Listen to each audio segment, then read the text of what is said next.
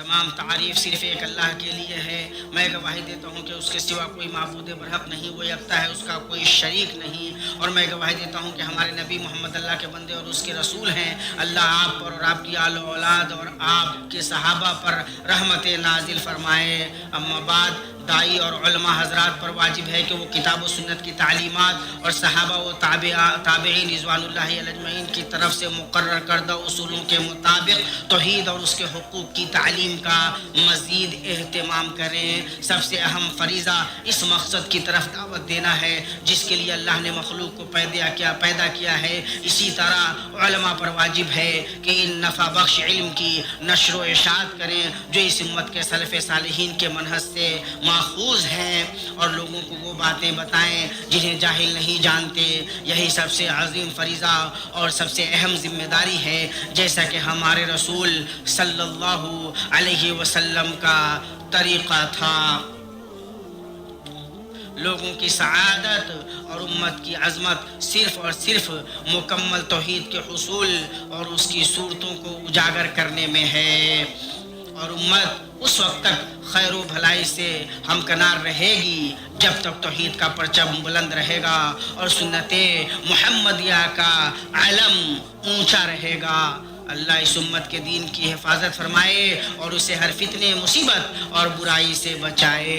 پھر بے شک اللہ نے ہمیں اپنے رسول پر درود و سلام بھیجنے کا حکم دیا ہے۔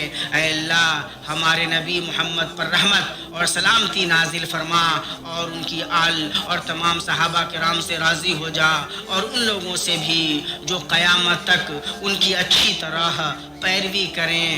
اے اللہ، تمام مسلمان مردوں، عورتوں، زندہ اور فوت شدہ سب کو بخش دے اور ان پر رحم فرما۔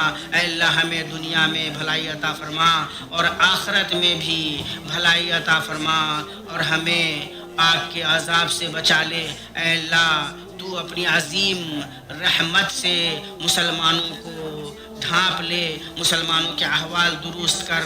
اے اللہ، مسلمانوں کے حالات درست فرما، ان سے دکھوں، پریشانیوں، مصیبتوں اور آزمائشوں کو دور فرما۔ اے اللہ، ہمارے حاکم خادم حرمین شریفین اور ان کے ولی عہد کی حفاظت فرما، ان کے کاموں میں انہیں کامیابی عطا فرما، اور تمام مسلمان حکمرانوں کو توفیق سے نواز۔ تعریف اللہ کے لیے ہے جس کے سوا کوئی پناہ گاہ نہیں اور جس کی قضا سے کوئی مفر نہیں، بجز اس کے کہ اس کی رحمت ہو اور اسی کی طرف رجوع کیا جائے۔ میں اس پاک ذات کی حمد بیان کرتا ہوں اور اس کا شکر ادا کرتا ہوں ان نعمتوں پر جو اعداد و شمار سے باہر ہیں، جو اسی کی طرف سے ہیں اور اسی کی جانب انہیں لوٹنا ہے۔ میں گواہی دیتا ہوں کہ اللہ کے سوا کوئی معبود برحق نہیں، اس کا کوئی شریک نہیں۔ اس نے اپنی قدرت سے آسمان کو بلند کیا، تمام مخلوق اس کے آگے سرنگوں ہیں اور چاہیں یا نہ چاہیں اسی کی طرف لوٹنے والے ہیں۔ اور میں گواہی دیتا ہوں کہ محمد اللہ کے بندے اور رسول ہیں جنہوں نے رسالت پہنچا دی، امانت ادا کر دی، مخلوق کو اللہ کی توحید، اس کو مضبوطی سے تامنے، اس پر توکل کرنے اور اسی کی طرف لوٹنے کی دعوت دی۔ اللہ رحمت نازل فرمائے آپ پر، آپ کی آل پر اور آپ کے صحابہ پر جنہوں نے سمطاعت کے ساتھ آپ سے بیعت کی یہاں تک کہ آپ سے جا ملے اور آپ کی راہ پر کاربند رہے اور اسی کی طرف دعوت دی۔ اما بعد، میں آپ کو اور خود کو اللہ کے تقوی کی وصیت کرتا ہوں، کیونکہ یہی سفر کا زاد راہ ہے اور دنیا و آخرت میں کامیابی کی کنجی ہے۔ دعا ایسا دروازہ ہے جو کبھی بند نہیں ہوتا، سچی نیت ایسا عمل ہے جو ضائع نہیں ہوتا، اور اچھی بات کا اثر وسیع ہوتا ہے۔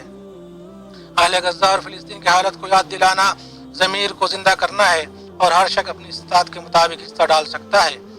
جس نے کسی عمل کے احساس کو زندہ کیا اس نے اس عمل میں شرکت کی، اور جس نے دل سے دعا مانگی گویا اس نے مدد کی، اور جس نے یاد دہانی کرائی اس نے پیغام پہنچا دیا۔ اللہ تعالیٰ کا فرمان ہے، اور جب میرے بندے آپ سے میرے بارے میں پوچھیں تو میں قریب ہوں، دعا کرنے والے کی دعا قبول کرتا ہوں جب وہ مجھے پکارتا ہے۔ سو اگر تمہارے پاس رات کی تاریکی میں ایک سچی دعا کے سوا کچھ نہیں تو وہی کرو، ان کے لیے ویسے ہی دعا کرو جیسے تم چاہتے ہو کہ تمہارے اور تمہارے اہل خانہ کے لیے مصیبت کی گھڑی میں دعا کی جائے۔ اے اللہ، تو ان کا ساتھ دے اور انہیں اپنے سوا کسی اور کے حوالے نہ کر۔ اے اللہ، اے کمزور پر رحم کرنے والے، اے مصیبت زدوں کے مددگار، اے جلد دعا قبول کرنے والے، اے وسیع رحمت والے، ہمارے فلسطینی بھائیوں کا ناصر و مددگار اور سہارا بن جا۔ اے اللہ، وہ بھوکے ہیں انہیں آسودہ کر، وہ خوف زدہ ہیں انہیں امن دے، وہ منتشر ہیں انہیں اکٹھا کر،